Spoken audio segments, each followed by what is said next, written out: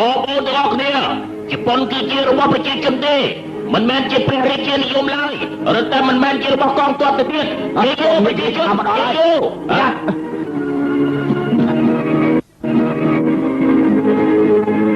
ចាប់ដើរនឹងជិនចិត្តចិនចេញពីសាលាហើយមែនហើយ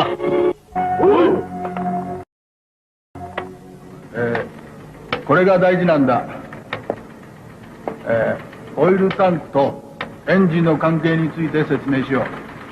う。エンジンのデザイン上、ガソリンはまずオイルポンプによってキャブレーターに送られ、そこで空気と混合された後、エンジン部に送られ、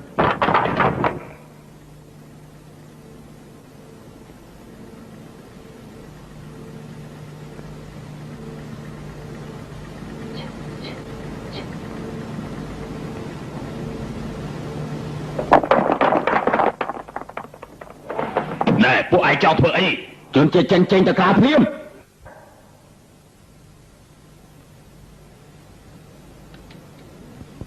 ឯងមិនអាចធ្វើអីបានទេនោះសាលាជប៉ុនមិនអោយជនជាតិចិនរៀនចេះដាច់ខាតតែឯងឆាប់ចេញទីនេះភ្លាម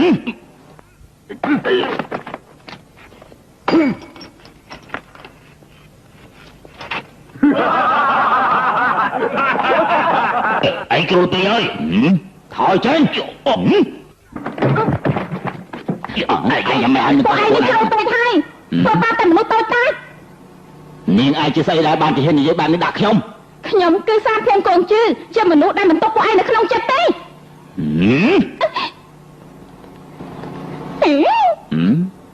អញមិនខ្វល់ថាឯងជាអ្នកណាទេអញរាប់ដល់3ឯងចេញពីទីនេះភ្លាមឆាប់ចេញភ្លាម1 2 3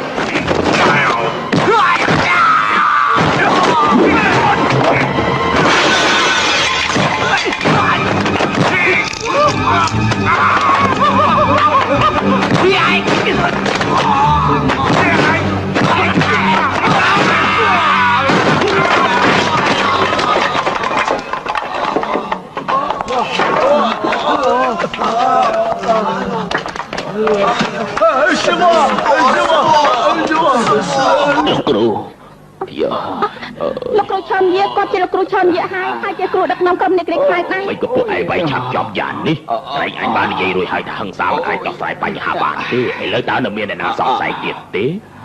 លោកគ្រូទូពៀនខ្ញុំសូមទោសលោកគ្រូជំនួសវាផងណា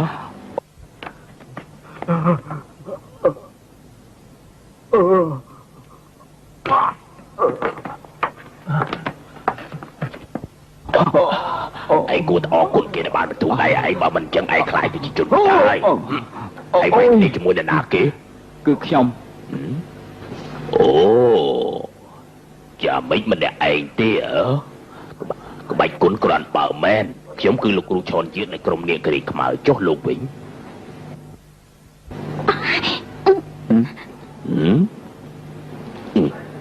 គួងជឿមិនក៏នាងនៅទីនេះដែរ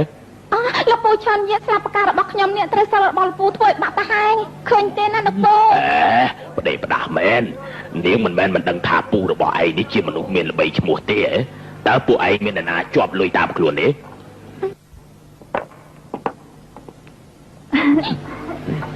យ៉ាងម៉េចពេញចិត្តហើយឬនៅស្រីចលើបឯងនេះដូចជាឪពុកនាងអញ្ចឹងពិបាកទប់ទល់ណាស់ឯងមិនខ្លាចអត់ប្តីទេអត់បញ្ហាទេឲ្យតែមានឈិនចិនទៅវាគ្រប់គ្រាន់ណាស់ទៅហើយឈិនចិនបាទខ្ញុំនេះឲ្យឈិនចិននៅក្រុមជីងវូមិននៅសិង្ហៃអញ្ចឹងលោកហួរយានជាគាត់ជាលោកគ្រូរបស់ខ្ញុំមែនណាមានបញ្ហាអីពូទើបទទួលបានទូរលេខមួយថ្មីនេះនៅសៀងហៃរបស់ប្រទេសចិនក្នុងទូរលេខនិយាយថាលោកហួរយានជានៅក្នុងការប្រកួតគ្នាត្រូវគេវាយស្លាប់ទៅហើយគូភាគីគឺសាលាក្បាច់គុណហុងខៅនៃក្រុមនាគខ្មៅរបស់ពួកយើងនេះឈ្មោះរបស់វាគឺកាយឈុនឡុងអ៊ី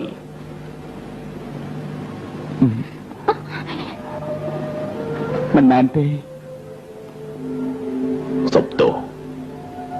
អ្វីដែលខ្ញុំនិយាយសុទ្ធតែកាប់ខ្ញុំសុំទោស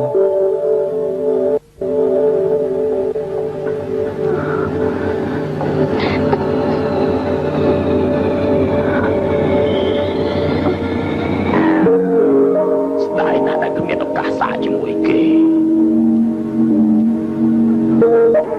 ឆិនចិនតើបងចាំទៅណាហ្នឹងទៅកងសួររបស់ចិនខ្ញុំចង់ដឹងថាគ្រូខ្ញុំស្លាប់មែនឬមួយក៏អត់លោកគ្រូរបស់បងមិនអាចជនជាតិចិនសម្លាប់ទេត្រូវហាមជនជាតិជប៉ុនឈ្លានពានប្រទេសដទៃដាច់ខាតជ័យយោប្រជាជនជ័យយោប្រជាជនជ័យយោ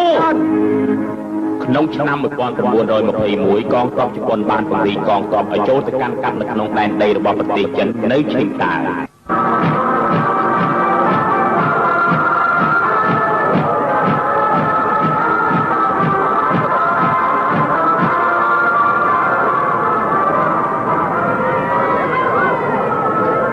ខ្ញុំសូមពមៀនបងណាបើសិនជាបងទៅលើកនឹងត្រឡប់មកវិញយូរអូនមិនអាចរងចាំបងជាដាច់ខាតអេចិនតើបងត្រឡប់មកវិញទេរងចាំពូវាចេញពីប្រទេសចិនទៅជប៉ុនវិញនោះបងនឹងត្រឡប់មកមើលអូនប៉ុន្តែជនជាតិជប៉ុនទៅច្បាំងនៅឈិងតាគឺច្បាំងជាមួយជនជាតិចិនណាអូនគួរតែដឹងហើយថាឈិងតាជាទឹកដីរបស់ជនជាតិចិនដែរជនជាតិចិននិងជប៉ុនក៏ដូចគ្នាដែរចិនបងពិតជាស្អប់ជនជាតិជប៉ុនយ៉ាងនេះហ៎ខ្ញុំមិនដឹងទេគួងជឿថានៅក្នុងកលៈទេសៈបែបនេះអូននឹងបងសុទ្ធតែគ្មានវិធីជ្រើសរើសបានទេថែខ្លួនផងណា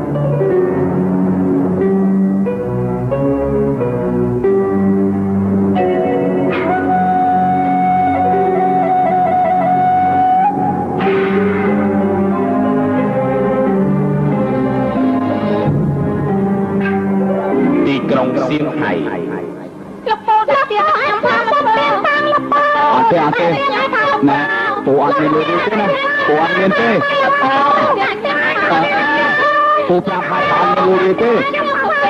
ពូអត់មានលុយទេពូប្រាប់ថាអត់មានលុយទេពូអត់មានទេណាពូអត់មានទេ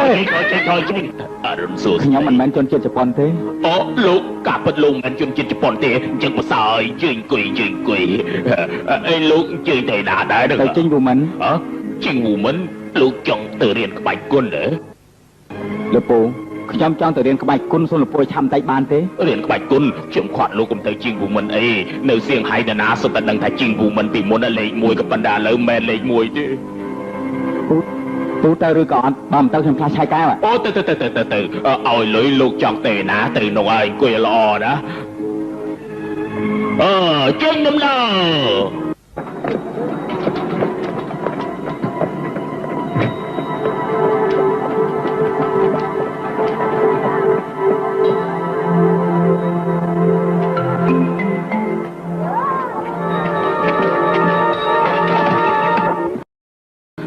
រសុំបីទៅហួរយានជាក៏ស្លាប់បាត់ទៅហើយជីងវូមិនលែងមានអនាគតហើយលោកគិតមើលតិចសិនមើលដែលខ្ញុំណែនាំសាលាគុនផ្សេងឲ្យលោកនៅកន្លែងនេះអត់មានអនាគតទេលោកឃើញទេសិស្សច្បងទី5សិស្សច្បងទី5គឺបងមែនមកខ្ញុំជួយកាន់ខ្ញុំអរគុណណាលោកគឺឈិនចិននៅក្រុមជីងវូមិនប្រកាសជាមានអនាគតល្អហើយពូចាំតែមើលចុះ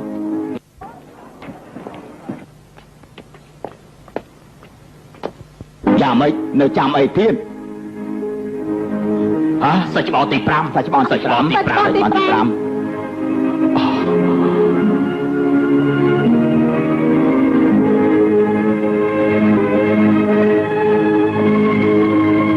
លោកគ្រូ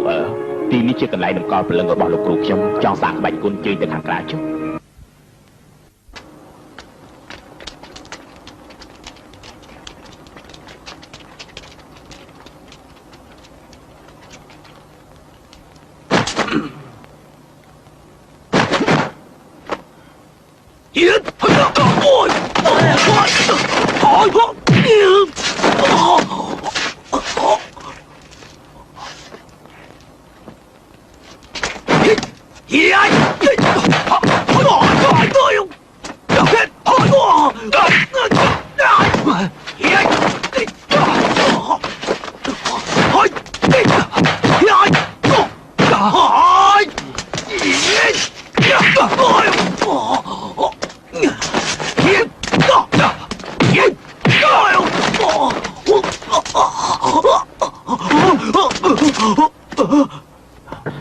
លោកគ្រូចាំតែលោកគ្រូឲ្យខ្ញុំសុំទោសណាសម្លាញ់ហួរខ្ញុំប្រៀបបាននឹងគេទេខ្ញុំឈ្នះតែចៃដន្យទេលោកខំធ្វើដំណើរមកឆ្ងាយយ៉ាងនេះអស់កម្លាំងហើយបើសិនជាលើកក្រោយមានឱកាសជួបគ្នាទៀតខ្ញុំនឹងសួរសុខទុក្ខលោកដល់សាលាវិញណា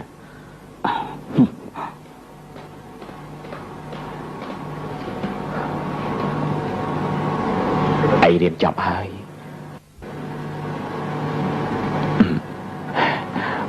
មិនចំពោះថាយ៉ាងម៉េចទេមកវិញជាការល្អហើយលោកពូនងដើមឡើយអញគិតថាមិនចង់រំខានឯងក្នុងការសិក្សាមិនអោយអ្នកណាទៅប្រាប់ឯងទេចុះមិនក៏ឯងដឹងខ្ញុំនៅប្រទេសជប៉ុនមើលសារព័ត៌មានទើបដឹង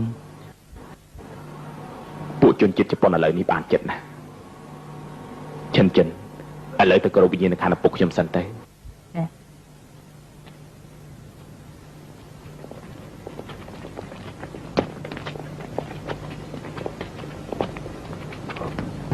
ណែធ្វើនេះបានន័យថាម៉េចចិនមិនមែនជាមនុស្សត្រកូលហួរទេធ្វើមិននឹងអាចកាន់ទុកបានលោកពូចិននៅជាមួយពុកខ្ញុំតាំងពីតូចមកលោកពុកខ្ញុំចិញ្ចឹមគេធំឡើងគេជាមួយគ្រួសារត្រកូលហួរមានអីខុសគ្នាណែ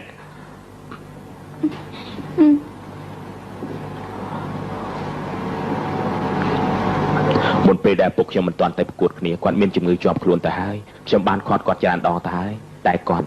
មិនព្រមស្ដាប់ខ្ញុំសោះ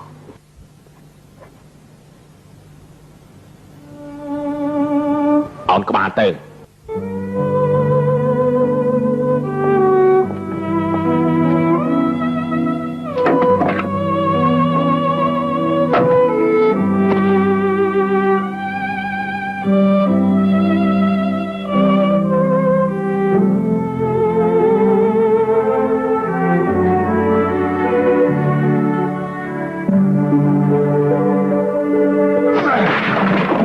មិនក៏ឯងធ្វើយ៉ាងនេះអសអត់ធ្មត់នេះលោកគ្រូឯងសរសេរដល់ផ្ទាល់ដៃលោកពូនងចិនធ្វើត្រូវណាពួកបរទេសនៅក្នុងប្រទេសយើងកាន់អំណាចផ្ដាច់ការគឺព្រោះតែពួកយើងអត់ធ្មត់យូរពេកហើយខ្ញុំបាននិយាយរួចហើយចាំពីពេលនេះតទៅមានហូជាងស៊ឺខ្ញុំនៅក្នុងក្រុមជាងវូដាច់ខាតមិនអាចអត់ធ្មត់តទៅទៀតទេ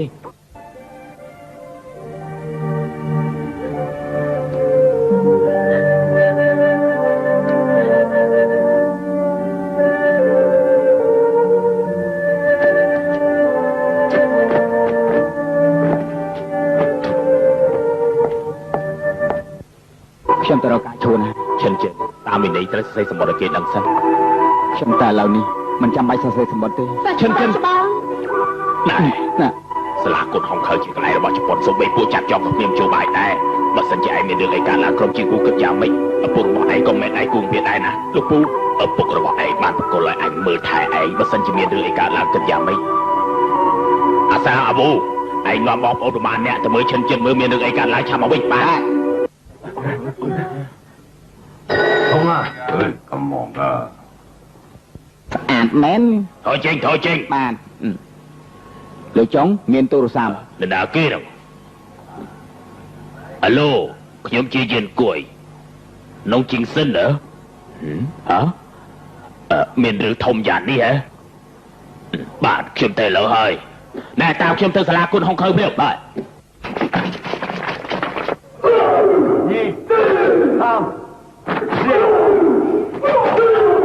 ចំយល់ងងមែនរបៀបស្រីបំបីជួនណា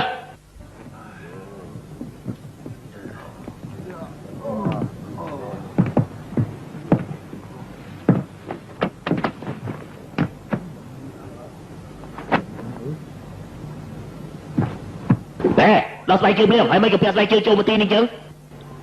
ខ្ញុំឈិននៅក្រុមចេញវូខ្ញុំចង់រកកាយឈុនឡុងអ៊ីជនជាតិចិនមិនអាចចូលសាលាគុណហុងខើបានទេចេញវិញទីនេះជាកន្លែងរបស់ជនជាតិចិនឲ្យតែជនជាតិចិនទៅកន្លែងណាក៏បានដែរអាចចង្រៃ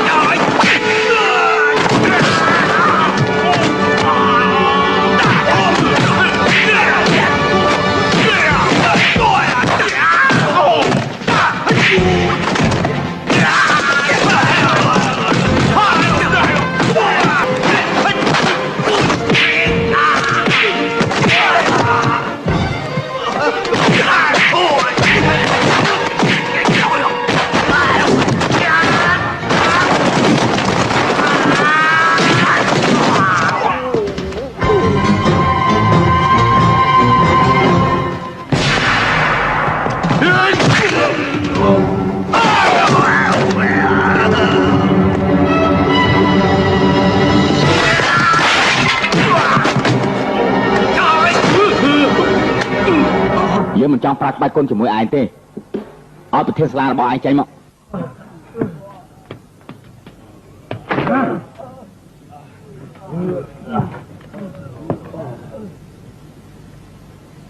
ខ្ញុំនឹងចិនធ្វើការប្រកួតគ្នាដោយយុត្តិធម៌បើសិនជាបានលទ្ធផលយ៉ាងម៉េចទាំងសងខាងគ្មានការដេញដោលទេ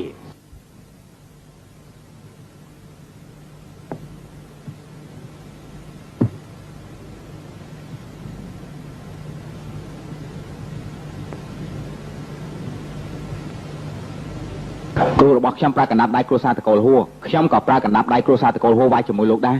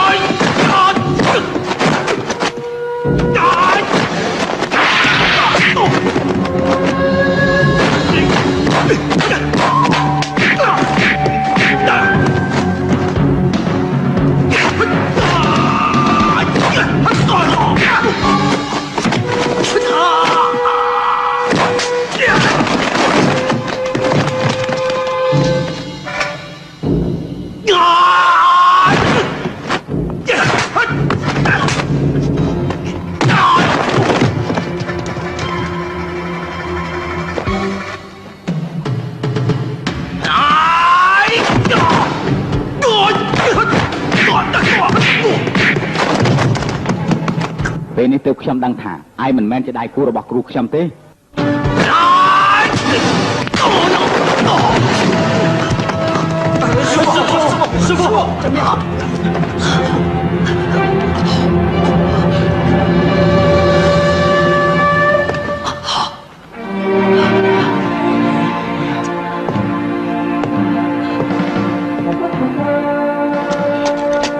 សាលាគុណហុងខៅការពិជនជាតិជប៉ុនបើគ្មានបញ្ជាពីថ្នាក់លើមិនអាចចូលបានទេណាហើយពួកឯងយ៉ាងម៉េចហ្នឹងកុំនាំខ្ញុំឲ្យមានទោសណាខ្ញុំបានឃើញសាច់ច្បងទី5ចូលដល់ផ្ទាល់ភ្នែកមែនហើយពួកខ្ញុំសុទ្ធតែឃើញទាំងអស់លោកមើលសាច់ច្បងទី5ចេញមកហើយណោះឯងមិនមែនជាជនជាតិជប៉ុនទេហ៎មិនមែនទេ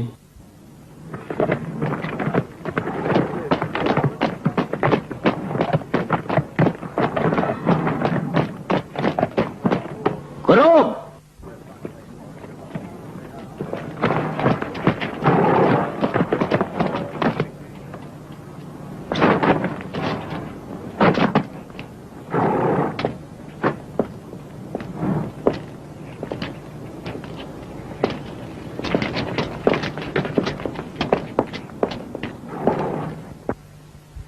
មានរឿងអីហ្នឹងអត់មានរឿងអីទេអត់មានរឿងអីទេលោកសុធានលោករាជទូតគ្មានអីទេអត់មានអីមែនណាដល់បំផុតកុំបង្ករឿងណាបាទកងទៅទី1បំបាយជួរ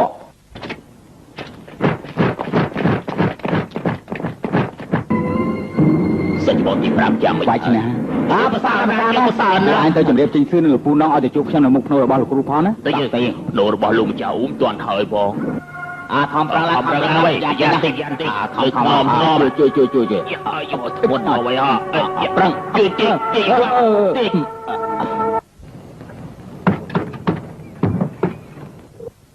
ហើយសុយលោកគ្រូប៉ែនខ្ញុំរំខានលោកតែហើយ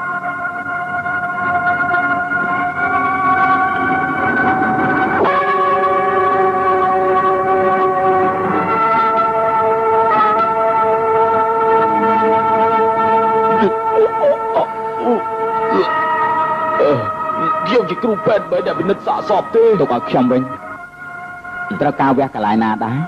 បើចង់ពិនិត្យពឹសត្រូវវះកាពៈចេញមកណែពួកឯងកំពុងធ្វើអីហ្នឹងកាយគួយពួកគេកំពុងធ្វើអីហ្នឹងពិនិត្យសាកសពហេតុអីបានជាលោកមិនខាត់គេលោកបងនងអើយឈិនជាមនុស្សរបស់ក្រុមជីងវូខ្ញុំគ្មានសិទ្ធិខាត់គេទេក៏ប៉ុន្តែលោកចិនសាសសម្បរបស់លោកពុកមិនក៏ឯងធ្វើប្រេតដែរខ្ញុំបានប្រកួតជាមួយកាយឈួនរួយហើយវាមិនមែនជាដៃគូរបស់លោកគ្រូវ៉ានទេការពិតលោកគ្រូវ៉ានត្រូវគេដាក់ថ្នាំបំពុលឲ្យស្លាប់កាយជាគួយលោកមិនសង្ស័យថាប្អូនទី4ត្រូវថ្នាំបំពុលទេមែនគួយលៀនជាត្រូវកាយឈួនវាយឡើងគួនឈាមពេលនោះណាក៏ឃើញដែរចឹងមែនហើយឯងស្មានតែរាល់គ្នាគេគ្មានភ្នែកយ៉ាងម៉េចណារបស់នេះលោកពូនងខ្ញុំសុខចិត្តទទួលកំហុសដោយមិនគោរពចំពោះលោកគ្រូប៉ុន្តែតែឆៃមើលនៅការពិតដែរបើសិនជាពូចង់រារាំងខ្ញុំសម្រាប់ខ្ញុំចោលចុះជីងស៊ឺរឿងនេះ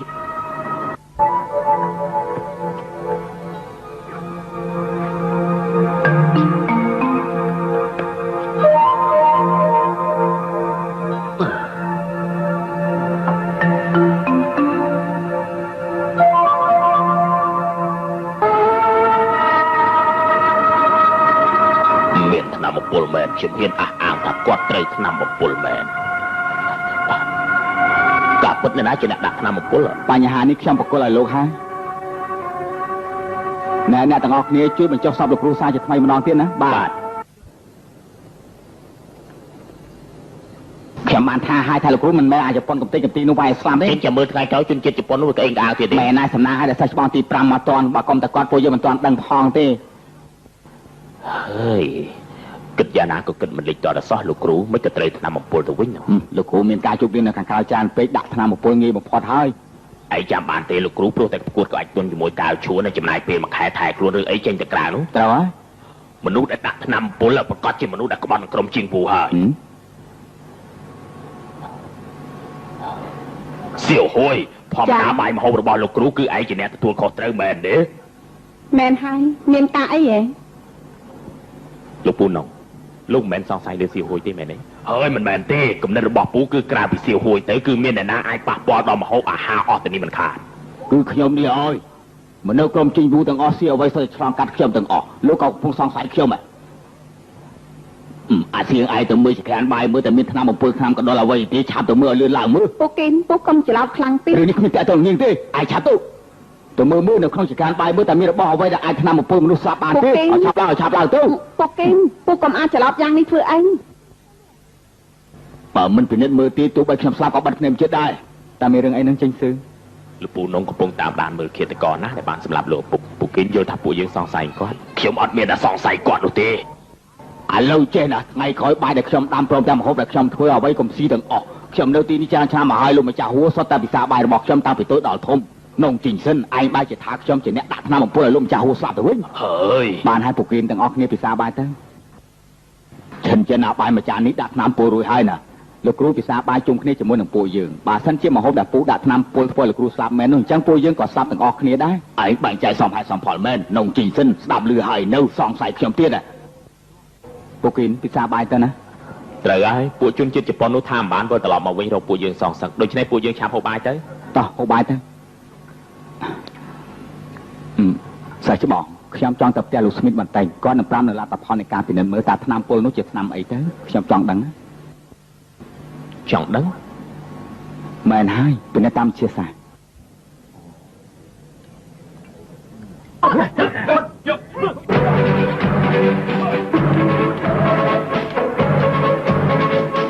ពួកឯងធ្លាប់ឃើញគេហាត់ក្បាច់គុណចឹងទេអត់ទេ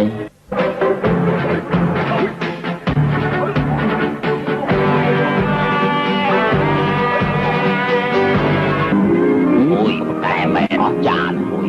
ឯងមើលឯងចេះទេអូយអត់ចេះទេ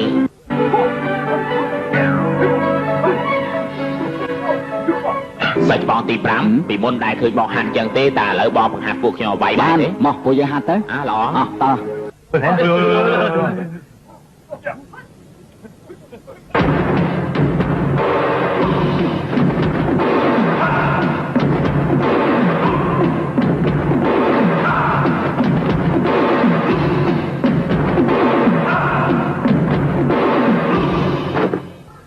កាយវិការល្អពេកមិនប្រកាសថាមានប្រយោជន៍ទេហាត់ក្បាច់គុណមិនអាចហាត់បានដោយងាយទេពេលវាយតែមានទិសដៅតែមួយគត់គឺវាយឲ្យត្រូវគូភាគីហើយនេះខ្ញុំត្រូវមានសំណុំពរឲ្យប្រតិកម្មចំណាយនឹងកម្លាំងព្រមទាំងការវាយលុកធម្មតាបំផុតហើយក៏ត្រង់បំផុតមានប្រយោជន៍ធំបំផុតដែរបើសិនជាចង់វាយគេនោះដំបូងត្រូវវាយឲ្យចេះសិនមែនទេមុនពេលដែលគូភាគីមិនទាន់ចេញមកយើងវាយគេដួលប៉ុន្តែបើសិនជាកម្លាំងមិនគ្រប់គ្រាន់ទេនោះឯងវាយគេ10ដៃគេនៅតែមិនអីតែគេវាយឯងតែម្ដាយឯងដួលទៅហើយអញ្ចឹងទ្រាំលែងបានហើយណាសាច់បងស្រីគេទាំងពីរនាក់នេះចង់មករៀនក្បាច់គុណលោកឈិនបង្រៀនក្បាច់គុណដល់ពួកខ្ញុំហ៎មែនណាខ្ញុំចង់រៀនក្បាច់គុណជាមួយលោកគ្រូឈិនអ្នកទទួលខុសត្រូវនៅក្នុងក្រុមជីងវូគឺហួធានស៊ឺគឺឈិនបង្ហាត់ឬមិនបង្ហាត់នោះមិនហ៊ានធានានេះគេហៅថាជំហានអីជំហានសេះជំហានសេះខ្ញុំយល់ថាគឺសេះងាប់ទេតោះឲ្យខ្ញុំមើលតែមើល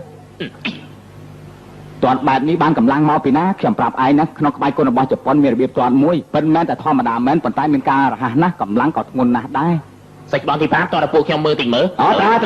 ដល់មកប្រងព្រៀងណាបាទឈរស្រួលតា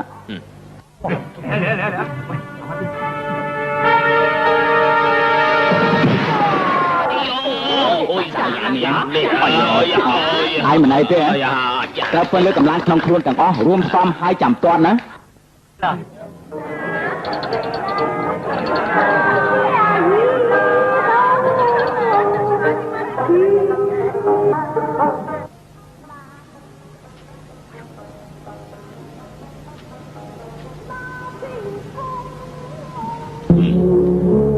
មានកាយណាកុំទៅវិញជប់ណាស់អូនចង់ឲ្យបងនៅទីនេះឥឡូវបងជាប្រធានសាលាក្បាច់គុណហើយនេះបងត្រូវទៅវិញពីមុនលោកប៉ាបងនៅរស់បងមិនហ៊ានគេងនៅខាងក្រៅទេឥឡូវបងជាប្រធានសាលាគុណហើយខ្លាចអីទៀតតិចលើថ្ងៃក្រោយគេឃើញច្បាស់ជាគ្មានអ្នកណាគោរពបងទេណាអូនមិនជឿបងទេតាមមានអ្នកណាមិនគោរពភីងសឺរបស់អូននោះបានទេនៅទីនេះហើយណាមុនពេលទៀបភ្លឺបងត្រូវទៅវិញណា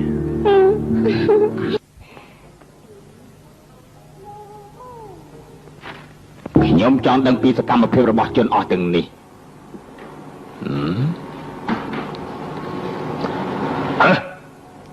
ហើយនេះត្រូវខ្លំមើលជនជាតិជប៉ុននោះហើយនៅលើលើនេះមានមនុស្សល្ងងខ្លះតែតែមិនដឹងពីកលៈទេសៈ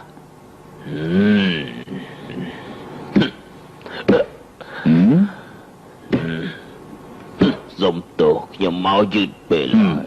លោកកាយឈួតលោកត្រូវឈិនចិនធ្វើឲ្យភ័យលោកព្រលឹងហើយមែនទេសូម្បីតែទ្វារក៏មិនគួរដែរខ្ញុំចង់ឲ្យលោកសម្រាប់បានច្រើនបន្តិចខ្ញុំមិនឲ្យលោកចូលរួមការប្រជុំនេះទេខ្ញុំគ្រាន់តែចង់សួររឿងមួយប៉ុណ្ណោះតើលោកមេបញ្ជាការក្តាប់រឿងកងទ័ពមានដែលក្តាប់រឿងពិនិត្យសាកសពរបស់ហួយានជាដែរឬទេពួកឯងប្រមាណអ្នកចេញទៅក្រៅសិនទៅបាទ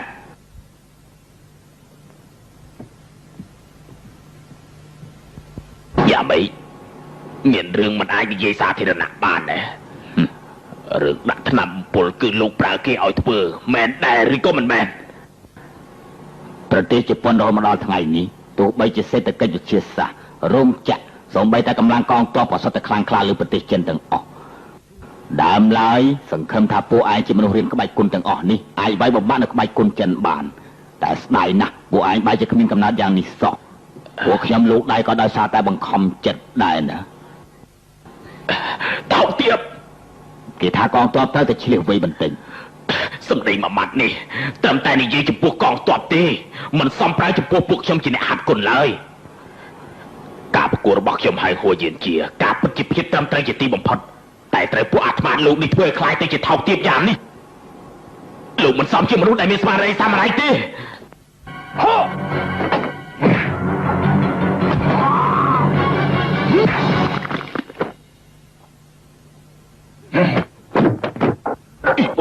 អ អ្វីដែលហៅថាស្មារតីរបស់ជនសាមរ័យត្រូវតែយកការខុសនឹងត្រូវបំភ្លេចចោលទាំងអស់ធ្វើតាមបញ្ជារបស់ព្រះរាជាទោះបីធ្វើជាអ្នកទោសជាប់ឈ្មោះក្នុងប្រវត្តិសាស្ត្រក៏មិនត្រូវរុញរាដែរ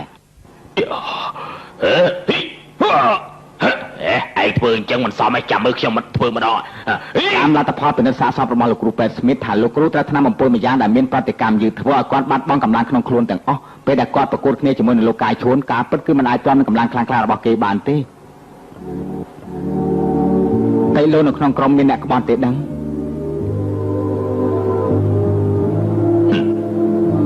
ចិត្តការពិតឯងមកធ្វើអីលោកពូនងមិនបានជាសួរបែបនេះគ្រាន់តែឯងមកវិញពីថ្ងៃ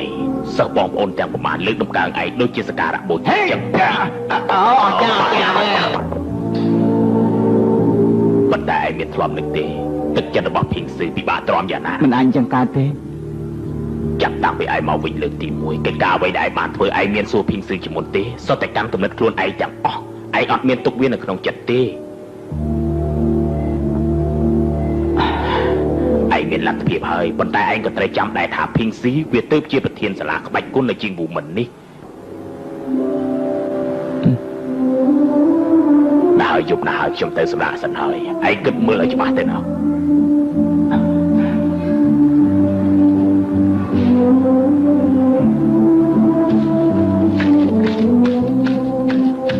អូសាច់ច្បងទី5ហាត់រត់ទៀតហើយណាអូយអាសាដល់ហើយណោះ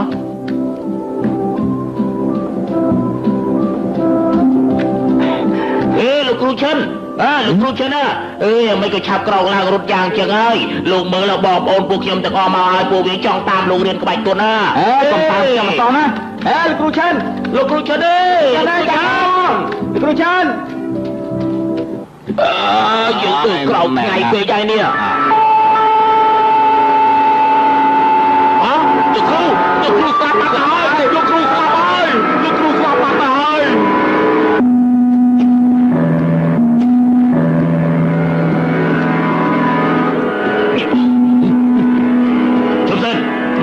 ទៅដោះស្រាយតាមកម្លាំងបាយនោះទេយ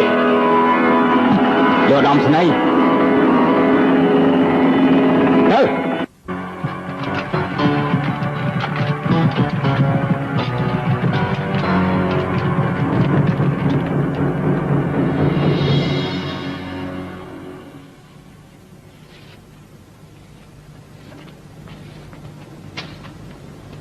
សាច់ឆ្មារុនសួស្ដី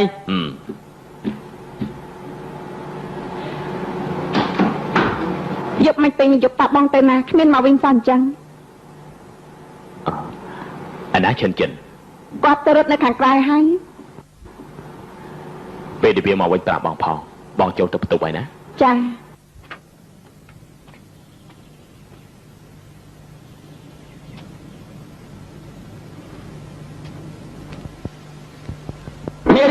មានរឿងធំហើយពួកជប៉ុនមកអស់ឡងហើយតែអស់គ្នាឆាប់ចេញមក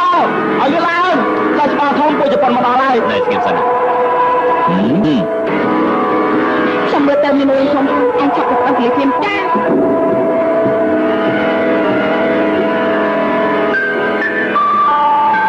មានកាយណារើឈិនចិនតើវានៅឯណាឈិនចិនខ្ញុំអត់ដឹងទេប្រហែលជាទៅវាយពួកជប៉ុនហើយមើលទៅចរិតរបស់សិស្សប្អូនខ្ញុំមួយនេះចម្លែកណាស់ថ្ងៃណាដែលមិនបានវាយពួកជប៉ុនខ្លួនវាដូចជានៅសុខសាន្តឈប់សិនជនជាតិចិនថោកទាបណាស់លុយសម្រាប់លោកគ្រូកាយឈួនរបស់ខ្ញុំជនជាតិជប៉ុននៅតែជាជនជាតិជប៉ុនចេះតែដាក់កំហុសលើគេទាំងអស់កុំនិយាយច្រើនពេកបើសិនជាថ្ងៃនេះឯងមិនអោយឈិនចិនមកទេខ្ញុំមិនទៅវិញទេថ្ងៃនេះបានជាពួកលោកមកដល់ទីនេះហើយខ្ញុំមើលទៅចង់ទៅវិញក៏ពិបាកដែរបាត់ភាពទៀត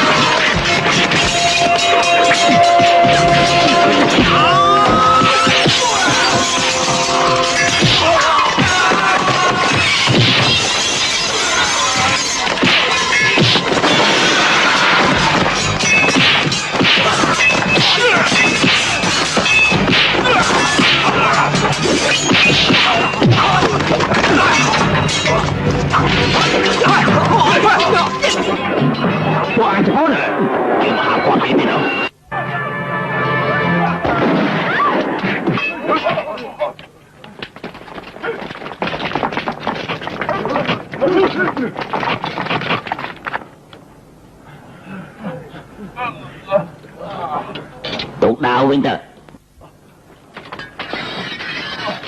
បានហើយពួកឯងទៅវិញចុះចាំមិនដឹងលែងវាទៅតែអញ្ចឹងហ៎មើលទៅត្រូវរបួសទាំងសងខាងចាត់ទុកតែគ្មានរឿងទៅចុះពួកខ្ញុំមិនទៅទេបកគលឈិនចិនចាញ់មកភ្លាមមកបងស្អាតពិនយល់ដល់មុខខ្ញុំផងឯងនេះគ្មានសមត្ថភាពទេ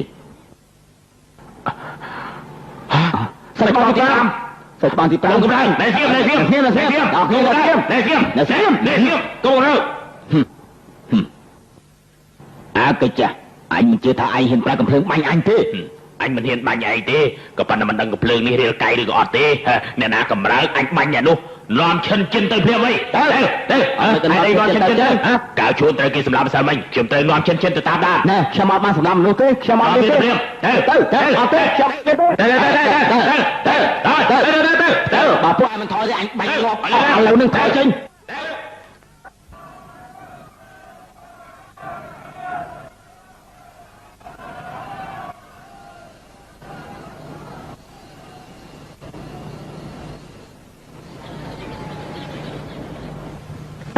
មកគួយទៅពួកឯងទុកចិត្តចុះលោកប្អូនជាគេទទួលខុសត្រូវសំណុំរឿងនេះគេថាមិនអីគឺមិនអីហើយណាមិនក៏ឯងស្លៀកពាក់អញ្ចឹងទៅវិញលំអងនងអើយខ្ញុំការពារខ្លួនខ្ញុំបានផងសំណុំរឿងនេះមិនមែនខ្ញុំទទួលខុសត្រូវនោះទេអញ្ចឹងឈិនចិនហើយតាមវាសនាទៅចុះណែ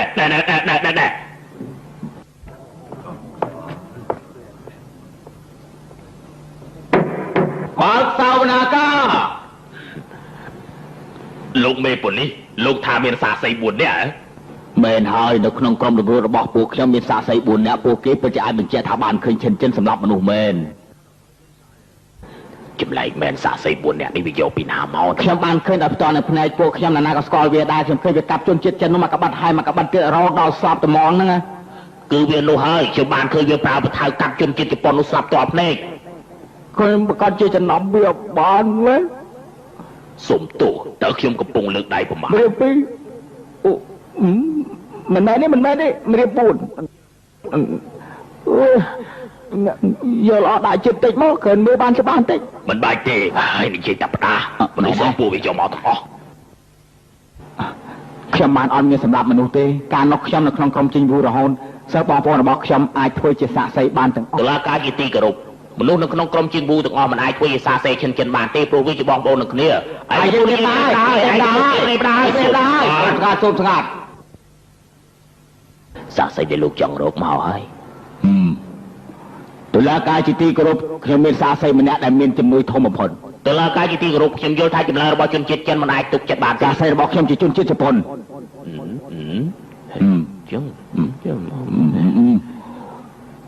អូខេ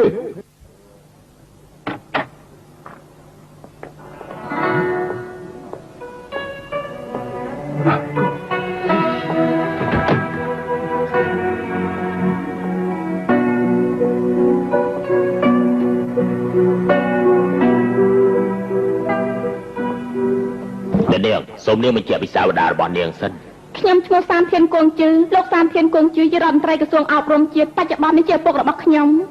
តាមចម្លើយរបស់ឈិនចិនថាយប់ដែលកើតហេតុនោះគេនៅក្រុមជាងពូរហូតអ្នកនាងសានធានតើនាងអាចបញ្ជាក់ឈិនចិននិយាយកុហកទេ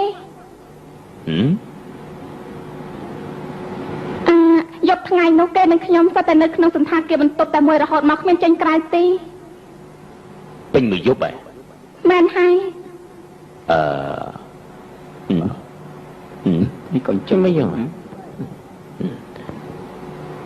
បើសិនជាឈិនចិនគេឆ្លៀតពេលដែលនាងដីលងលក់ហើយលួចចេញទៅក្រៅនាងមិនអាចដឹងបានទេមែនទេប៉ុន្តែគ្មានឱកាសចេញក្រៅទេយប់ថ្ងៃនោះពួកខ្ញុំទាំងពីរនាក់នៅលើក្រៅរហូតគ្មានបានដេកទេបើសិនជាពួកនាងបានដេកទេតើពួកនាងធ្វើអីខ្លះពួកខ្ញុំទាំងពីរនាក់នៅលើក្រៅអត់មានបានដេកទេលោកថាមើលតើអាចធ្វើអ្វីខ្លះពេលនេះខ្ញុំនិយាយគឺខ្ញុំអត់ដឹងណាមកយកឯងដឹងឯងជនជាតិជប៉ុននោះថានេះដេកជាមួយសិស្សច្បងទី5ផងមិនមែនទេច្រឡំទេដឹង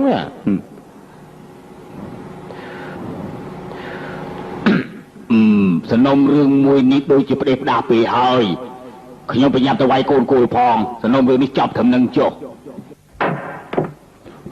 សូមជួយអរលោកណាអរគុណ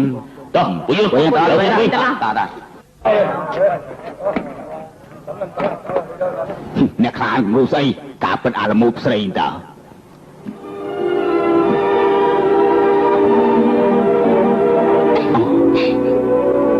មិនក៏អូន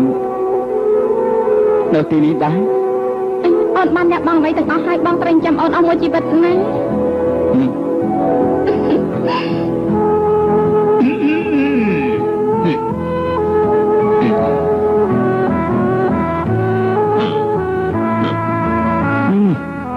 ឲ្យខ្ញុំដាំបាយឲ្យនាងស៊ីគ្មានមុខតំណែងអីផងនឹងរំងាប់ចិត្តនឹងទៅចិនលោកគ្រូរបស់ឯកាលនៅរួមបញ្ជូនឯងទៅរៀនប្រទេសជប៉ុនគាត់ចង់ឲ្យឯងរៀនខាងបច្ចេកទេសខ្ពស់ជាងគេហើយស្គាល់នីតិខ្លួនឯងត្រូវទប់ទល់នឹងជប៉ុនយ៉ាងម៉េចកុំព្រោះតែស្រីជប៉ុនម្នាក់បំភ្លេចការផ្ដែផ្ដាំរបស់លោកគ្រូឲ្យសោះណាក្រុមជាងវូរបស់យើងមិនចង់ឲ្យគេច្រឡំថាយើងជាមួយនឹងជនជាតិជប៉ុនមានការខົບខិតជាមួយគ្នានោះទេចិន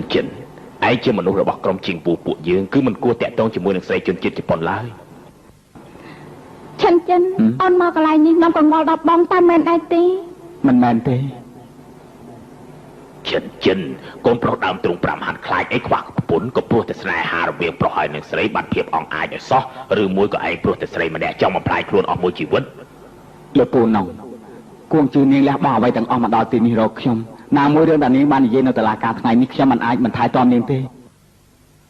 ថាបានដែរស្រីជប៉ុនម្នាក់នឹងប្រហែលជាអញ្ចឹងមែនហើយในក្រុមជាងវូយើងនេះមិនអនុញ្ញាតឲ្យជនជាតិជប៉ុននៅបានទេឯងជ្រើសរើសខ្លួនឯងទៅចុះមួយគឺដេញស្រីជប៉ុនមិនឲ្យនៅជាមួយឯង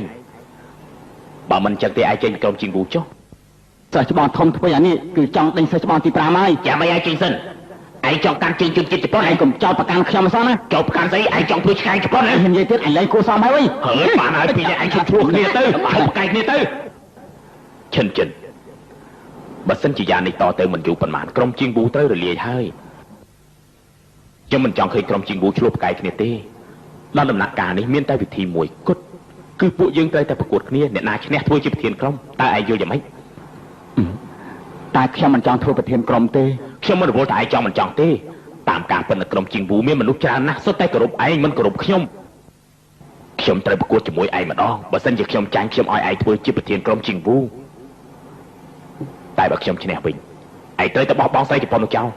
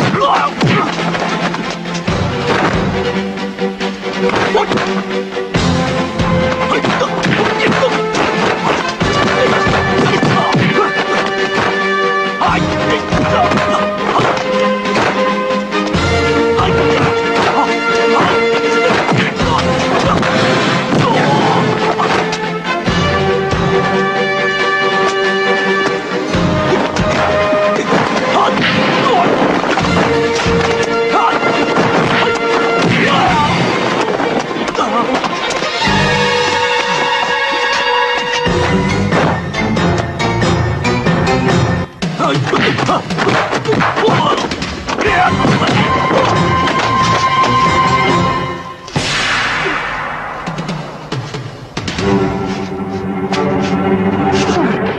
ทมใส่บอทมใส่บอทมอย่าไม่เฮยอย่าไม่เฮยใส่บอทมอย่าไม่เฮยอย่าไม่ใส่บอทมបងមិនអីទេ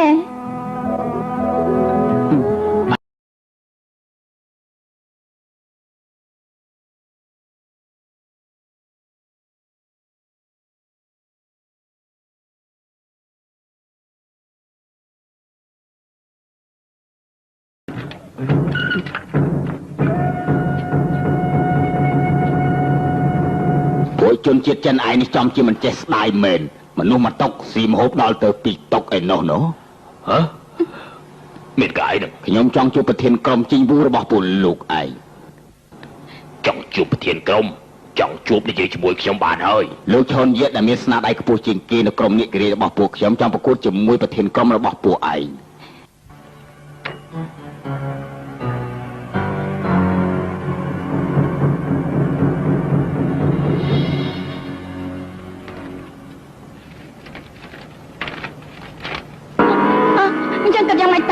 រកសាច់ច្បោះធំមកវិញមកបានការនេះគួរតែរកសាច់ច្បោះទី5វិញខ្ញុំបានតែគាត់នៅកន្លែងយកក្បោះលោកវាយជាមួយច្បោះឯងខ្ញុំនិយាយផ្លេម្ដងទៀតណាឬមួយទៅវាហ៊ានបាទហើយជប់ប្រកែកគ្នាទៀតទៅទោះជាពួកឯងប្រកែកគ្នាក៏ដោះស្រាយបញ្ហានឹងបានដែររកសាច់ច្បោះធំរបស់ឯងមកវិញដោះស្រាយទៅ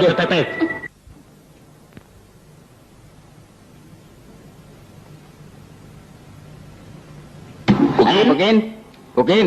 អូអាស៊ីមអើយកាមិតសិស្សច្បងគាត់ទៅកន្លែងណាទៅណ៎អូយធ្វើមិញអញដឹង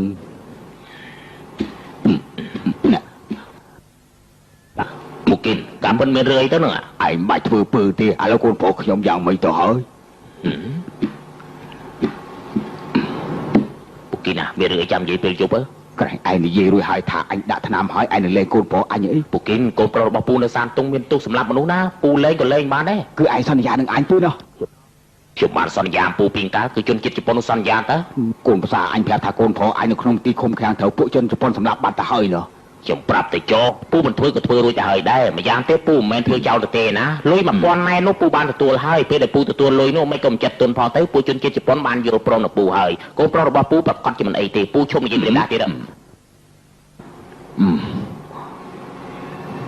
ពួកឯងថាថ្នាំនោះមិនអាចធ្វើលោកម្ចាស់ហួរស្លាប់បានទេបើសិនជាដឹងមុនថាអញ្ចឹងខ្ញុំសុកចិត្តឲ្យកូនប្រុសខ្ញុំស្លាប់ហើយក៏មិនឲ្យលោកម្ចាស់ហួរស្លាប់ដែរ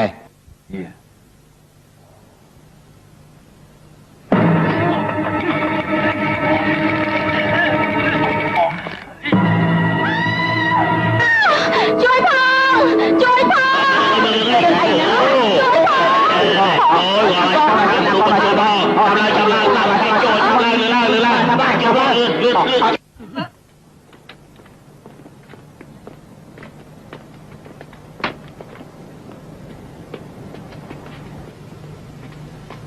ពួកខ្ញុំបានរកឃើញរបស់នេះនៅក្រោមសាកសពរបស់ពូគីននេះជារបស់ស្អីគេហ្នឹងនេះជាសាច់ក្រពើក្រៀមនៅភីងស៊ឺពឹងពាក់មនុស្សទិញពីស្រុកណានយ៉ាមកទេព្យាបាលជំងឺបំពង់កអញ្ចឹងរបស់អីទៅណាអូមែនហើយនៅក្នុងក្រុមជាងពូមានតែលោកម្ចាស់ហ៊ូទេដែលពិសាររបស់នេះបើតាមមើលទៅវាប្រកាសជាយកសាច់ក្រពើនេះបំពុលហួរយានជាស្លាប់ហើយរួចហើយលើបន្ទោខ្លួនឯងក៏ចងកសម្រាប់ខ្លួនទៅ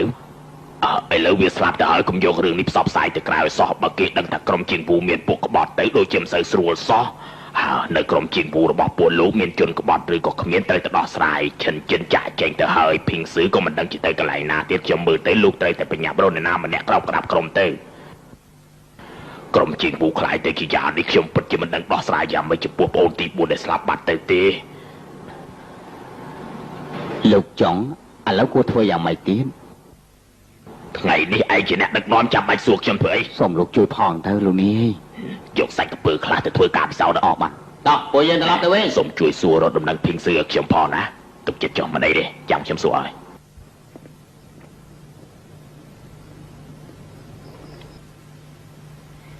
ឆាយហុងថ្ងៃក្រោយឯងលេងបានស្ទាបស្អាតបែបនេះទៀតហើយមែនទេអាចបានដូចជាពួកនាងខ្ញុំសប្បាយចិត្តណាស់សម្រាប់បំពាក់នេះដូចជាចង្អៀតបន្តិចហើយចាំខ្ញុំយកមួយសម្រាប់ឲ្យទៀតខ្ញុំបានតាមដានរួចហើយលោកគ្រូឈុនយាជាមនុស្សខ្ពង់ខ្ពស់ជាងគេនៅក្រុមនាងខ្មៅហើយក៏ជាអ្នកខ្លាំងជាងគេបំផុតនៅប្រទេសជប៉ុនដែរប៉ុន្តែឯងបាច់ខ្លាចទេអាយុរបស់គេចាស់ដែរលោកប៊ុនណាំអញ្ចឹងមិនល្អទេ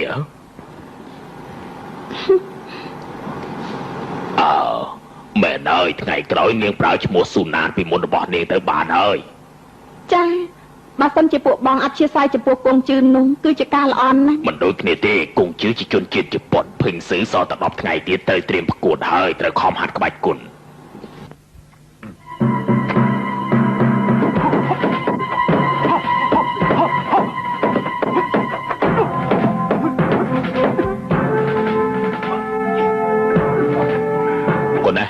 មកនេះ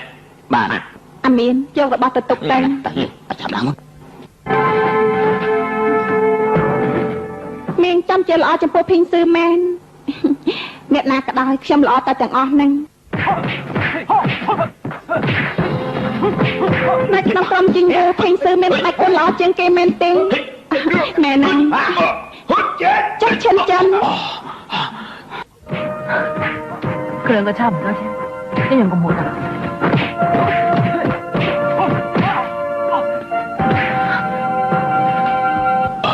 សាច់បងធំបងអីទេបងមានយ៉ាងម៉េចដែរទេណាមិនអីទេពួកយើងហាត់ទៀតទេហើយសាច់បងធំមិនដឹងយ៉ាងម៉េចទេដូចជាគ្មានព្រលឹងនៅក្នុងខ្លួនសោះតែហ្មង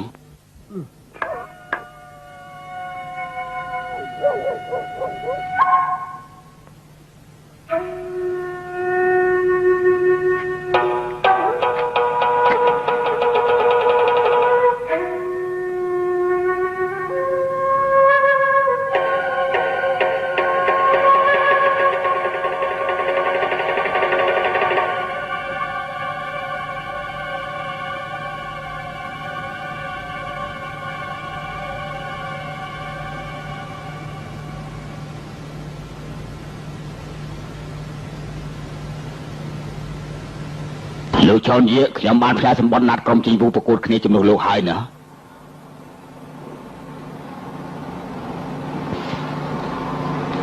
លោកត្រូវដឹងរឿងមួយបានច្បាស់សិនឈុនជាខ្ញុំនេះចង់ប្រកួតក្បាច់គុណជាមួយនរណាចង់ធ្វើការជាមួយនរណាក៏ដោយមិនបាច់លោកមកបារម្ភជំនួសខ្ញុំទេខ្ញុំចង់ជំនួសលោកប្រាក់ចំណាយរបស់ក្រុមនេះក្រេខ្មៅនៅប្រទេសចិននេះសុទ្ធតែជាកងទ័ពជួយឧបត្ថម្ភទាំងអស់មិនអីទេពួកលោកអាចផ្អាកការតាក់ទងគ្នាជាមួយក្រុមអ្នកខ្មៅឥឡូវនេះខ្ញុំយល់ថាលោកប្រធានសានមិនរបស់លោកមិនយល់ព្រមទេខ្ញុំជម្រាបលោកតិចចុះមិនបាច់យកគេឈ្មោះរបស់លោកប្រធានមកគម្រាមខ្ញុំទេខ្ញុំគ្រាន់តែជាគ្រូបង្ហាត់ក្បាច់គុណម្នាក់ប៉ុណ្ណោះមិនមែនអ្នកនយោបាយអ្វីទេ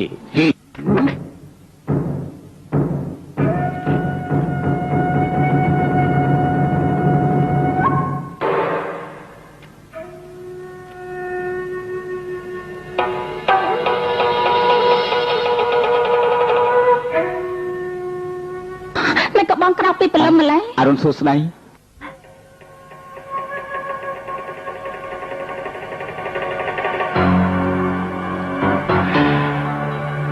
លោកពូឈុនយិនតាលោកពូសុខសប្បាយទេគូជឺហើយមិនក៏ឯងមកនៅកន្លែងឆ្ងាយយ៉ាងនេះមិនដឹងចេញពូជិះឆ្កែមកគឺពុកខ្ញុំឲ្យពូមកហ៎ពុកឯងរវល់ណាពូនឹកឯងថាជួបចឹងពូមកធ្វើអីគឺព្រោះតែវានោះណោះចិនចិនពួកឯងរៀបការនឹងគ្នាហើយនៅទេ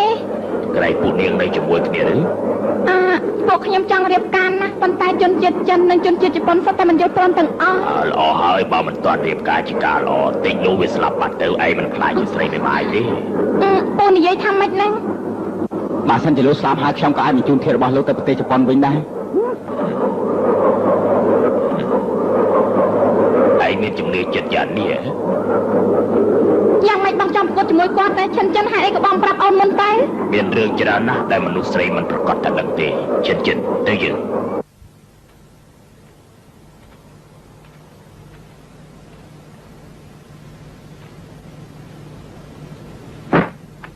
អូអ្នកកំឡោះប្រាប់មកតើកណ្ដាប់ដៃរឹងជាងគេជាកណ្ដាប់ដៃអ្វី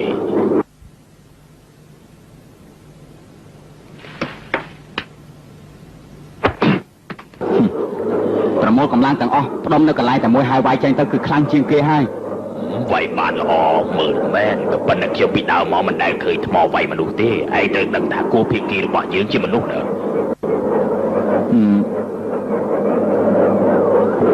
និយាយសំហេតុសំផលណាស់មិនបានជាលោកមិនវាយជាមួយខ្ញុំ ចឹងរឿងការពារដែលរឹងមាំជាងគេនោះជាអ្វីដែរវាយលុកហើយការពារដែលអស់លទ្ធភាពប្រមូលកម្លាំងទាំងអស់ដើម្បីវាយលុកត្រូវរំលំគូភាគីក្នុងរយៈពេលយ៉ាងខ្លីបំផុតអូនិយាយចឹងកណ្ដាប់ដៃត្រកូលហួររបស់ពួកឯងគឺដូចគ្នានឹងក្បាច់គុណចិនហើយតែលោកចេះវិធីបដាលដែរទេប្រើកម្លាំងរឹងគឺចំណាយកម្លាំងច្រើនណាស់កម្លាំងធ្ងន់គឺវាយលុកមិនដកថយត្រូវប្រើវិធីទន់លោករៀមច្បងតើលោកបង្ហាត់កូនសិស្សយ៉ាងម៉េចដែររឿងប្រយុទ្ធត្រូវតាំងស្មារតីឲ្យខ្ពស់ត្រូវតែប្រមូលកម្លាំងផ្ដុំគ្នាលោកគ្រូរបស់ឯងគួរតែធ្លាប់និយាយប្រាប់ឯងពីមូលហេតុអស់នេះហើយលោកគ្រូខ្ញុំមិននិយាយច្រើនចឹងទេការពិតលោកប្រកួតដែរទេ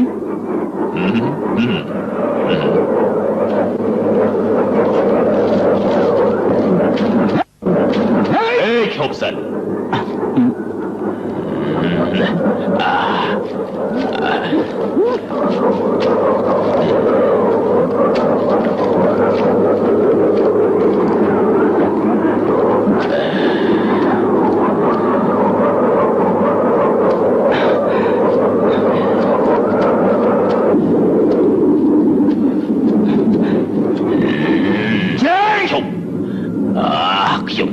ខ្ញុំត្រូវការមុតខ្លួនតិចសិនទៅបានអ៊ី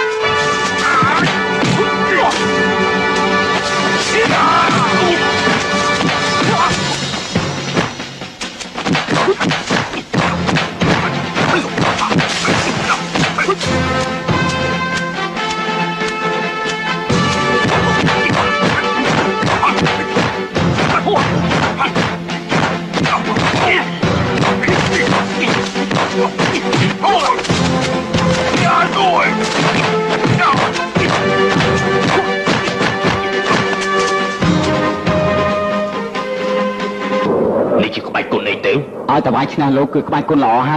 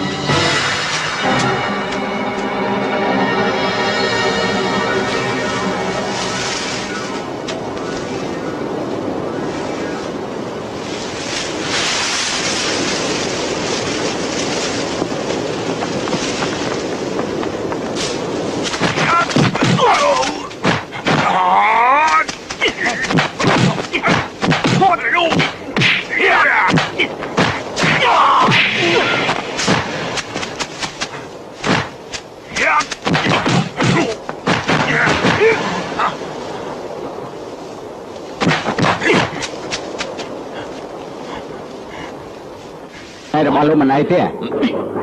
មិនអីទេខ្ញុំមិនចង់ចំណេញពីលោកទេ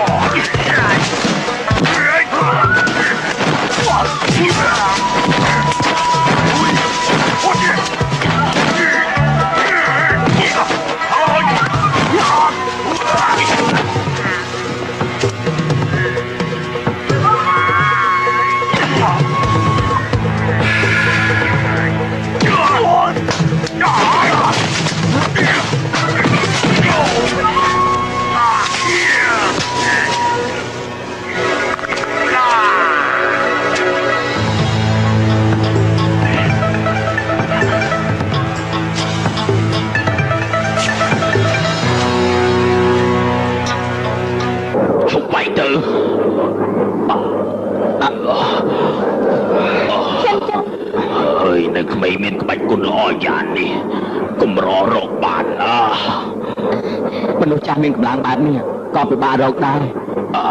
ឯងកុំគួរសមអីជនជាតិចិនមានសម្ដីមួយម៉ាត់ថាកណ្ដាប់ដៃខ្លាចយុវជនរឹងមាំពិតជាត្រូវមែនប៉ុន្តែខ្ញុំនៅតែចាញ់អំបញ្ញមិញឯងប្រើក្បាច់គុណរបស់ឯងក្បាច់គុណរបស់ជនជាតិចិនគឺត្រូវមើលលើអំពើរបស់មនុស្សតែមិនមែនមើលទៅលើការប្រយុទ្ធគ្នាទេឯថ្ងៃនេះមានការបញ្ជាក់យ៉ាងនេះឯងនិយាយថានេះជាវិធីបំបីមួយទិសដៅរបស់អ្នកហាត់គុណគឺព្រួលគូភាគីឯងខុសទាំងស្រុងហើយអ្នកកំឡោះចាំខ្ញុំប្រាប់ឯងវិធីដែលល្អជាងគេចង់ផ្ដួលរំលំគូភាគីគឺត្រូវប្រើម្រាមដៃនេះទិសដៅនៃការហាត់គុណគឺចង់យកលទ្ធភាពរបស់មនុស្សម្នាក់បង្ខំទៅដល់ឋានៈកម្ពុជាបើសិនជាឯងចង់ឈានដល់ជំហានមួយនេះត្រូវចាំបាច់យល់ពីការរស់នៅលើលោកនេះផងបានហើយខ្ញុំទៅហើយក្រែងលោកចង់ប្រយុទ្ធគ្នាមិនបាច់ប្រកួតតទៅទៀតទេពួកយើងបានប្រកួតគ្នាយូរមកហើយយើងស្មើដៃគ្នា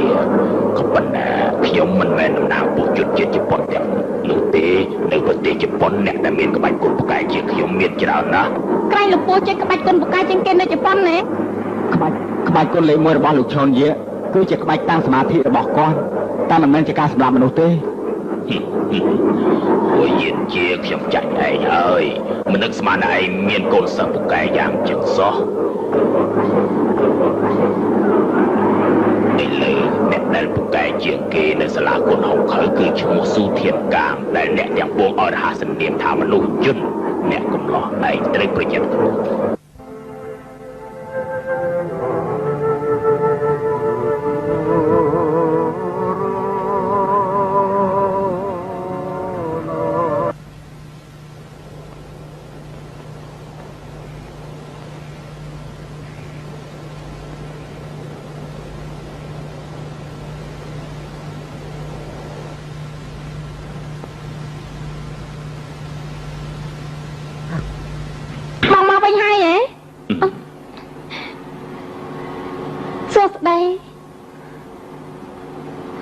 ចិននៅទេគាត់មិនតមកវិញទេលោកចេញអង្គុយទៅអរគុណ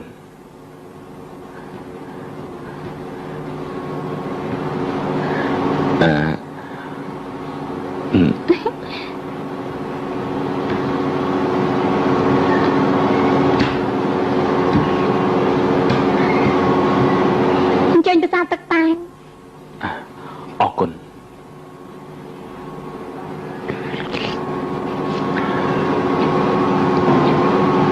នាងរៀនចេះភាសាចិនច្រើនណាស់មែនទេខ្លះដែរនិយាយបានច្បាស់ល្អណាស់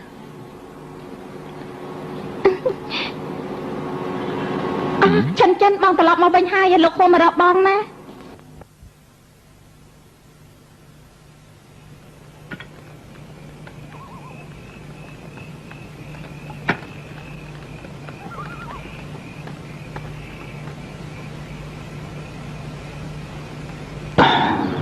មួយរយៈនេះយ៉ាងមិនដែរកំពុងរវល់រឿងអីខ្ញុំធ្វើការនៅក្រសួងប្រៃសណីហើយឯងបោះបង់ក្រុមពុំមិនចោលហើយមិនមែនជាបញ្ហាចោលឬក៏មិនចោលទេខ្ញុំធ្វើការងារនេះក៏គ្មានអីខុសគ្នាដែរក្រុមជាងពូនៅតែត្រូវការឯងទៅវិញណា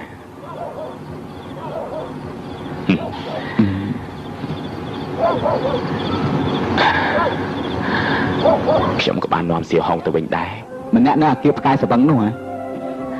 ឯងមិនទាន់បានជួបនាងទេមែនទេជួយត្រេកអរផងណា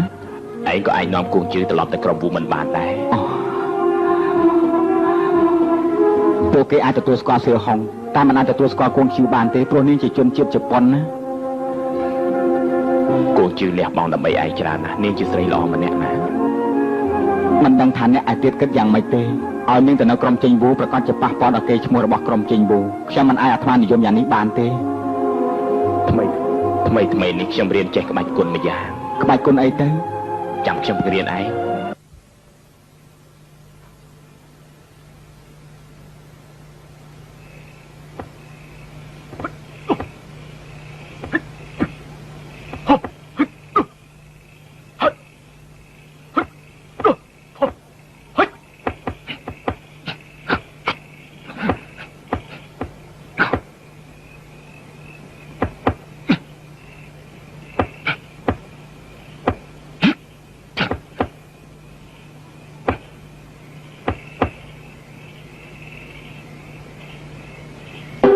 នេះដូចជាក្បាច់គុណគ្រួសារតកូលហួរមែនហើយកណ្ដាប់ដៃបង្វែកទិសរបស់គ្រួសារតកូលហួរណាតែលោកគ្រូធ្លាប់ប្រាប់ថាកណ្ដាប់ដៃបង្វែកទិសនេះមិនអាចបង្រៀនដល់អ្នកក្រៅទេកណ្ដាប់ដៃបង្វែកទិសគ្រាន់តែជាក្បាច់គុណមួយប៉ុណ្ណោះខុសត្រង់ឪពុកខ្ញុំជាអ្នកគ្រប់គ្រង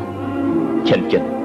ឯងយល់ព្រមនឹងខ្ញុំទៅស្អែកនេះខ្ញុំត្រូវប្រកួតគ្នានៅសាលាគុណខុងខៅហើយបើសិនជាខ្ញុំមានគ្រោះថ្នាក់អីទៅឯងត្រូវពង្រីកក្បាច់គុណនេះបានច្រើន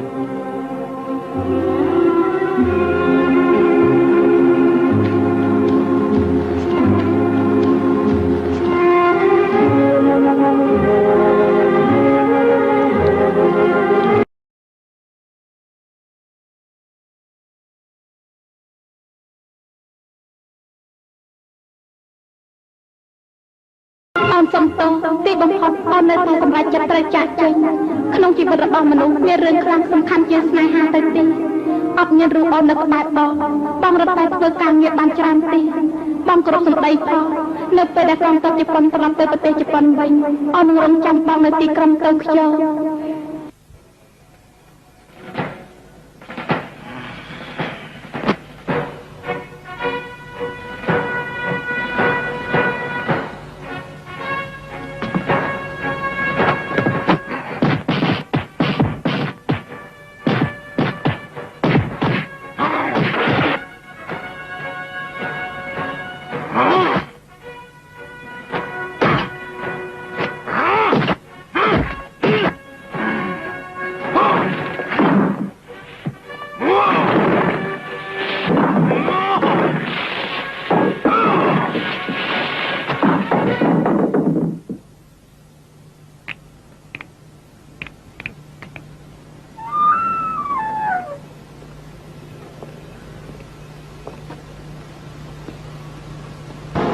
ខ្ញុំទៅជាមួយអលុនបានហើយ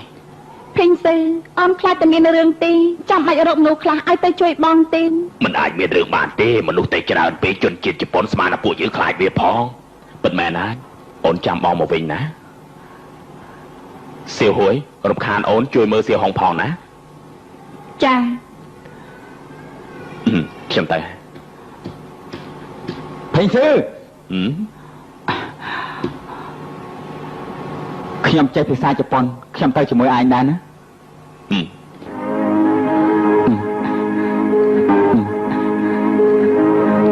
ទៅយើង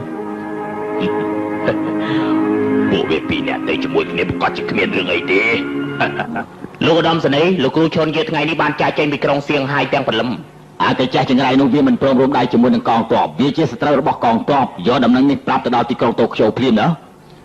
បាទលោកឧត្តមសេនីយ៍បើអញ្ចឹងរឿងប្រកួតគ្នាជាមួយនឹងក្រុមជាងវូតើរំសាយចោលមែនទេ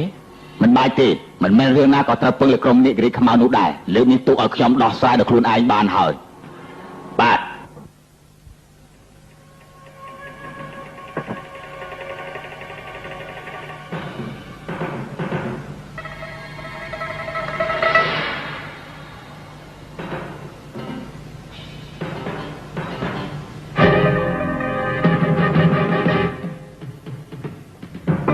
ងទាំងពីរអ្នកមកជាមួយគ្នាប្រសើរខ្លាំងណាស់លោកហួរខ្ញុំមានដំណឹងល្អមួយចង់ប្រាប់លោកឥឡូវខ្ញុំរកឃើញឃាតករសម្រាប់ឪពុកលោកហើយចេញមក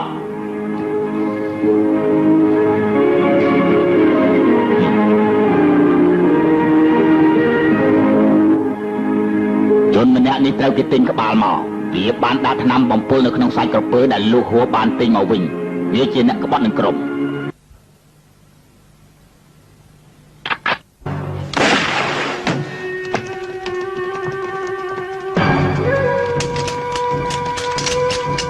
មិនបាច់ភ្ញាក់ផ្អើលទេអូវាចេញទៅ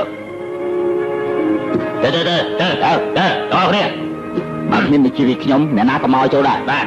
ដល់គ្នាទៅខ្លាវិញទៅ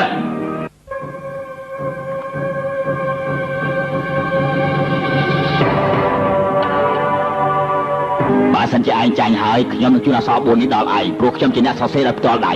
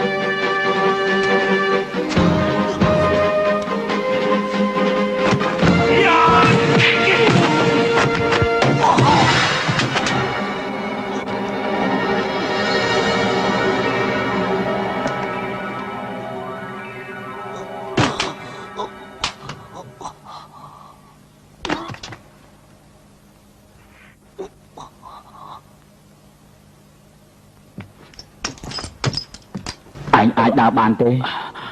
Đào bàn.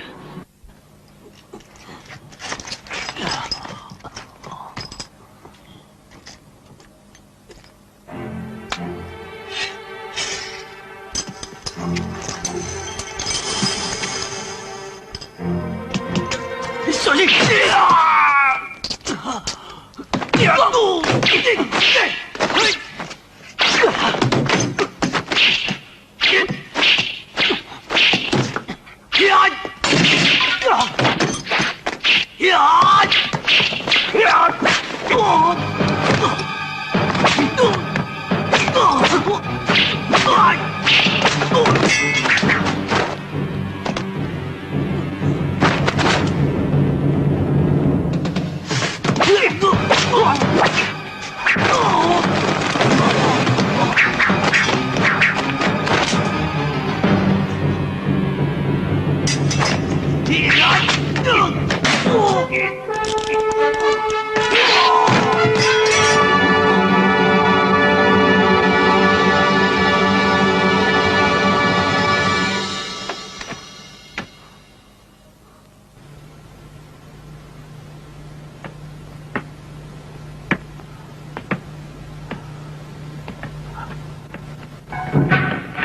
ឆាឡា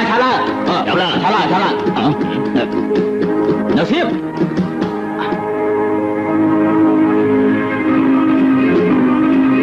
យកដល់ស្នេហ៍សុធានស្លាប់ហើយទេ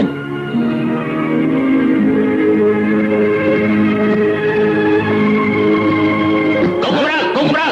អ្នកណាកម្រើយកបាញ់ទៅនោះភ្លាមកុំភ្លាមណាកុំកម្រើឯងមិនអីទេខ្ញុំអីទេពួកឯងជាកងតួនៅខ្សែបន្ទាត់របស់អង់គ្លេសមិនអាចប្រើច្បាប់នៅកន្លែងនេះបានទេយើងមិនមែនជាតួទេយើងជាជនជាតិចិនហើយនឹងហ៊ូភីងស៊ឺយើងត្រូវទៅនាំយកទៅជាមួយនឹងយើងដាច់ខាតហើយកុំសម័យអសោះឯងស្មានថាអាចចាយចេញពីកន្លែងនេះបានដោយសុខហ៎កុំកម្រើហើយទៀតជឿមើលទៅប្រហែលជាឯងត្រូវស្លាប់ផងក៏មិនដឹងជុំសិនអ្នកទាំងអស់គ្នាកុំបាញ់ឲ្យសោះខ្ញុំយល់ថាចំពោះរឿងនេះត្រូវតែប្រើវិធីសន្តិភាពដោះស្រាយទើបបានសុធានស្លាប់ហើយគ្មានតម្លៃលះបង់ព្រោះតាដេរឆាននេះកាន់តែច្រើននោះទេលោកសាក់ពីបានទេឯងជាអ្នកដឹកនាំឆាប់នាំទ័ពរបស់ឯងចាចេញពីយកអំស្នេហ៍លោកសាក់ពីខ្ញុំឥឡូវនេះជាមន្ត្រីធំជាងគេនៅទីនេះហើយឬមួយក៏ឯងប្រឆាំងនឹងបញ្ជារបស់យើងទៀតបាទត្រង់ថយក្រោយ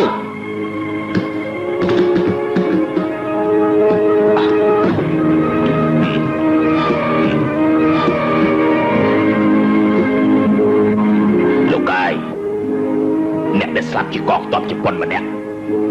ឥឡូវខ្ញុំត្រូវឲ្យឃាតករដោះសារចំពោះរាជរដ្ឋាភិបាលបើមិនអញ្ចឹងទេខ្ញុំពិបាកដោះសារចំពោះថ្នាក់លើខ្លាំងណាស់កងទ័ពជប៉ុនប្រកាសជាមិនព្រមទេលោកចង់និយាយថាបើសិនជាខ្ញុំមិនស្លាប់ទេនោះកងទ័ពនឹងយកឱកាសនេះធ្វើចម្បាំងមែនទេ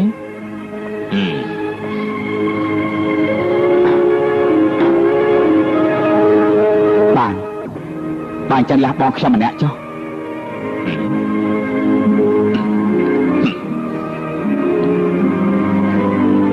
គ្រាន់បើមែនលោកជាកូនប្រុសមែន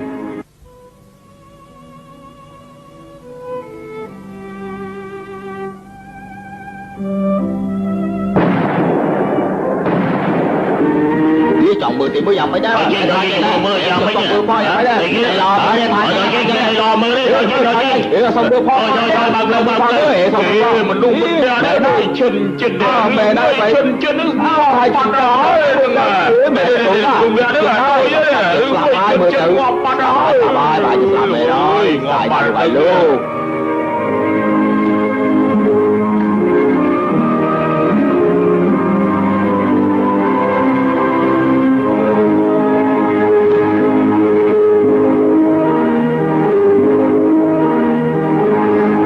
អង់គ្លេសមិនធ្វើដែរជប៉ុនអញ្ចឹងហ៎ពួកជនជាតិជប៉ុននិងពួកជនជាតិអង់គ្លេសការពិតគឺក្រុមតែមួយទេពួកវារួមដៃគ្នាមកធ្វើបាបជនជាតិចិនយើងនឹងមែនដែរមែនអត់ចំមិនដែរបងហើយមែនដែរ